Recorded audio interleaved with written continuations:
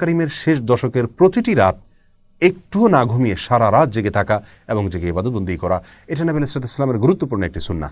প্রিয় দর্শক, আমরা যারা কর্মজীবী এবং নানা কারণে আমাদের সারা রাত জেগে ইবাদতবন্দি করার সুযোগ হয়ে ওঠে না, আল্লাহ রাসূল সাল্লাল্লাহু আলাইহি সাল্লামের বিভিন্ন হাদিসে কিছু কিছু ছোট ছোট আমল রয়েছে যে আমলগুলো করার মাধ্যমে সারা রাত জেগে ইবাদতবন্দি করার সওয়াব আমরা পেতে পারি।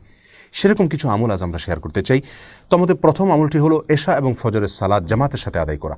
এ বিষয়ে সহিহ মুসলিমের এক হাদিসে বর্ণিত হয়েছে, রাসূল আকরাম সাল্লাল্লাহু আলাইহি ওয়াসাল্লাম ইরশাদ করেছেন, মান সাল্লাল আশা ফি জামাআতিন কানা কা কিয়ামি নিসফি লাইলা। যে ব্যক্তি এশার নামাজ জামাতের সাথে আদায় করবে, আল্লাহ সুবহানাহু ওয়া তাআলা তাকে অর্ধ রাত জেগে ইবাদতবন্দি করা, দাঁড়িয়ে ইবাদতবন্দি করার সমান সওয়াব দান করবেন। ওমান সাল্লাল আশা ওয়াল ফজর মাল জামাআ ও ফি জামাআ কানা কা কিয়ামি লাইলা। আর যে ব্যক্তি এশা এবং ফজর উভয় সালাত জামাতের সাথে আদায় করবে, আল্লাহ সুবহানাহু ওয়া তাআলা তাকে সারা রাত জেগে ইবাদত করার, দাঁড়িয়ে ইবাদত করার সওয়াব দান করবেন। দ্বিতীয় আমল হলো ইমামের সঙ্গে এশার সালাত এবং তারাবির সালাত সম্পূর্ণ শেষ মুহূর্ত পর্যন্ত থেকে আদায় করা। এ বিষয়ে তিরমিজি এবং আবু দাউদে বর্ণিত হাদিসে রাসূল আকরাম সাল্লাল্লাহু আলাইহি ওয়াসাল্লাম ইরশাদ করেছেন, ইন্নার রাজুলা ইযা সাল্লা মা'আল ইমামি হাত্তা ইয়ানসারিফা হুসিবা লাহু কিয়ামুল লাইলা। যে ব্যক্তি ইমামের সঙ্গে রাতে সালাত আদায় করে, এশা পড়ে, তারাবি পড়ে এবং ইমাম চলে যাওয়া পর্যন্ত তিনি অপেক্ষা করেন, অর্থাৎ শেষ পর্যন্ত থাকেন সালাত ইমামের সঙ্গে, এ ব্যক্তিকে আল্লাহ সুবহানাহু ওয়া তাআলা রাতে দাঁড়িয়ে, সারা রাত জেগে দাঁড়িয়ে ইবাদত করার সমান সওয়াব দান করেন।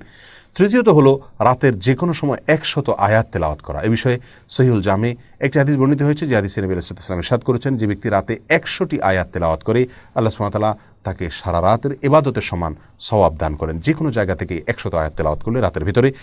4 নম্বর আমল হলো, যে ব্যক্তি বিছানায় এলেন এ উদ্দেশ্যে যে তিনি উঠে ইবাদতবন্দি করবেন, কিন্তু তার ঘুম তারপরে প্রাবল্য বিস্তার করার ফলে তিনি আর জেগে ইবাদতবন্দি করার সুযোগ পাননি, ঘুম এসে গেছে এবং সেটা প্রবল হয়ে গেছে, এই ব্যক্তি যে প্রতিজ্ঞা করেছেন, তিনি যে দৃঢ় ইচ্ছা পোষণ করেছেন উঠে সালাত আদায় করবেন, শুধুমাত্র এই তার সদিচ্ছা এবং দৃঢ় প্রতিজ্ঞার কারণে আল্লাহ সুবহানাহু ওয়া তাআলা তাকেও সারা রাত জেগে যেভাবে তিনি নিয়ত করেছিলেন জেগে ইবাদত করবেন, সেভাবে আল্লাহ সুবহানাহু ওয়া তাআলা ইবাদতের সওয়াব তাকে দান করবেন। আর তার যে ঘুম এসেছে, এটি আল্লাহ সুবহানাহু ওয়া তাআলার পক্ষ থেকে তার জন্য সাদাকা বা উপহার ছিল।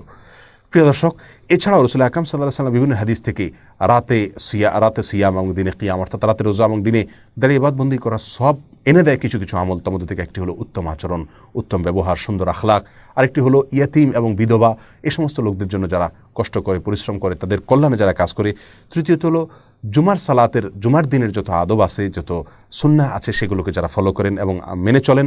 আর চতুর্থত হলো আল্লাহর রাস্তায় রাত জেগে যারা পাহারাদারির কাজ করেন একদিন এবং এক রাত, তাদেরকে আল্লাহ সুবহানাহু ওয়া তাআলা রাত জেগে ইবাদতের সওয়াব দান করে থাকেন। প্রিয় দর্শক, অতএব আমরা এই সমস্ত আমলগুলোর মাধ্যমেও রমাদানুল কারীমের শেষ দশকে রাত জেগে ইবাদতের সওয়াব আমরা নিজের করে নেওয়ার চেষ্টা করতে পারি। তবে বলাই বাহুল্য, সারা রাত জেগে ইবাদত বন্দিগি করা আর এই সমস্ত আমলের মাধ্যমে শর্টকাট ওয়েতে ইবাদত বন্দিগির সওয়াব অর্জন করা, দুইটা আসমান এবং জমিন যেরকম তফাৎ, তার চেয়ে বেশি তফাৎ এই দুইটার মধ্যে রয়েছে।